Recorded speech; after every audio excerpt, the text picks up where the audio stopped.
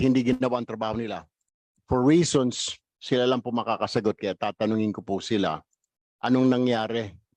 Bureau of Plant Industry, Department of Trade and Industry, Department of Agriculture, bakit hinayaan itong nangyari itong pagsirit ng sibuyas? Pero bago ho ako magtatanong, BPI, bantayan nyo na yung kamatis because the tomatoes right now, ang isang piraso ay 12.50 sa NEPA Q-Mart BPI. Parang awa nyo na.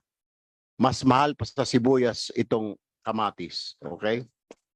Pero my question now will be directed, Mr. Chair, sa BPI. Bakit di ninyo nakita o na-anticipate ang pagtaas ng presyo ng sibuyas BPI? Answer me. Miss Samala? Good morning po, sir. Sir, actually po, as we mentioned,